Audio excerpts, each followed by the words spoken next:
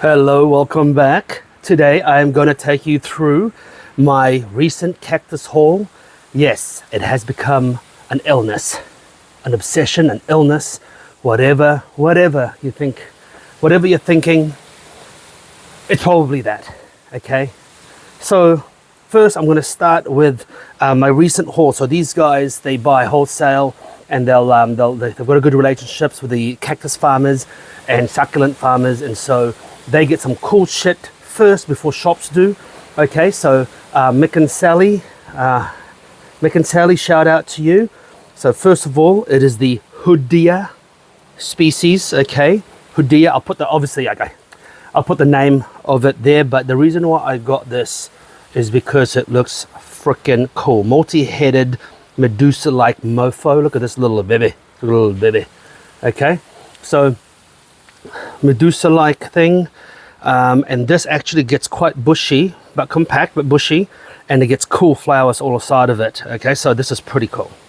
This one, what I love about this hobby is actually really cheap, and then also I gave them a little gift as well, to say, thank you for sourcing all this stuff for me and holding them for me. So we did a little bit of a exchange, should I say, called Cactus geometricus. Okay, so this is it. Look at that, really hard thorn and bristles. Looks like pears, and they grow bulbous things as they multiply. Here we go. So this is what we've got.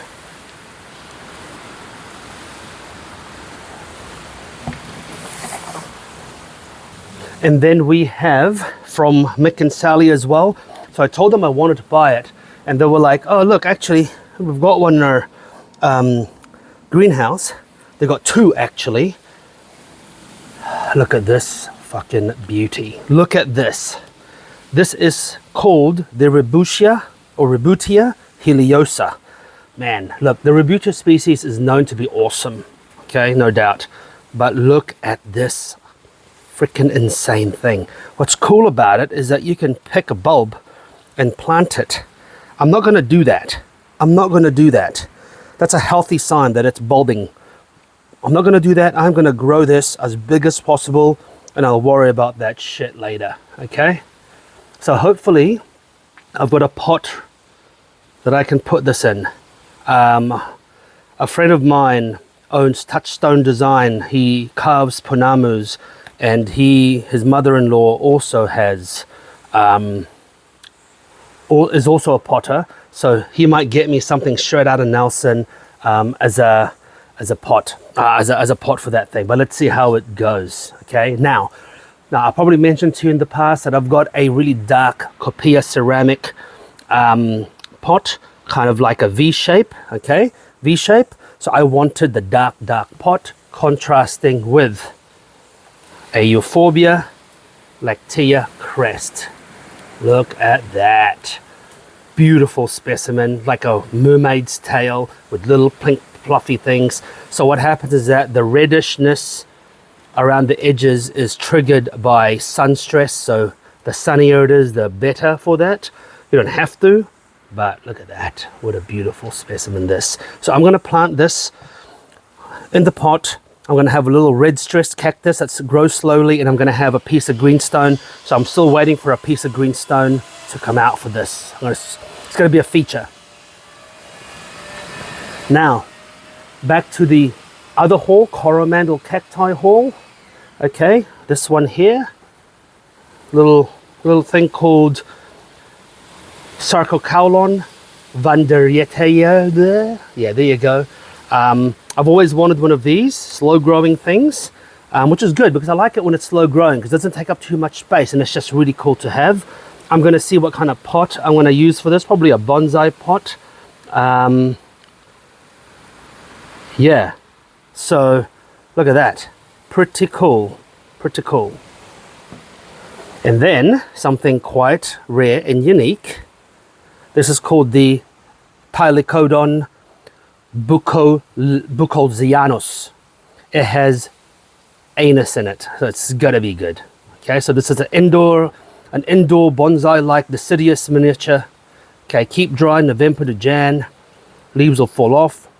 then water from February to get flowers and winter growth. So this is a winter grower. Best grown hard, no fertilizer. Okay, that's interesting.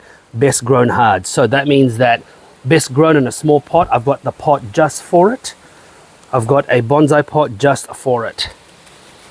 Perfect. I'm going to repot this rather quickly, but look at that. I got this because it had multiple branches. Very cool.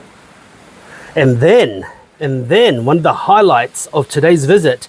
So one of the highlights of today's visit was there's a lot there. As you've heard, there's a lot there where rescued them.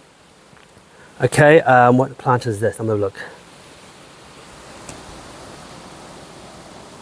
Yes, so there is a lot of plants there that is a what's that word? That's basically a rescue, and I'll keep that. And so look, what happened was I found this. Look at this beast. Okay, so this cactus is probably shit. I would hazard a guess. It's probably, well, I asked the guy. He said at least 25 years. Someone said, look, it's got to be at least 25 to 30 years. Regardless, it is a neglected thing. Okay, neglected thing. But that's what I like about it. Okay, it's neglected.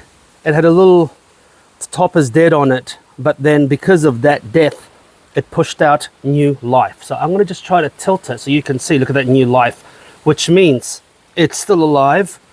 And because of, they're just trying to get rid of it, I got it for 21 bucks. So to be honest, it's a little, I mean, I don't want to say it, but it is expendable budget, right? Like it doesn't matter. If I can't rescue it, doesn't matter. The first thing I'm going to do with this though, is I'm going to treat it with Groventine. Okay, clean it up on the sides, treat it with Groventine, clean up all these bits and all the debris around here wherever I can. I mean, I don't know, someone put friggin' fertilizer straight onto it. I mean, that's just fucking insane. I don't even know why you do that. But I'm gonna clean that up and try to take that crap away just to clean it up. But anyway, I'm gonna do a video on that and just do a cleanup of it. Ow. Yeah, just do a cleanup of it. But yeah, there we go, look at that. Anyway, that's my haul.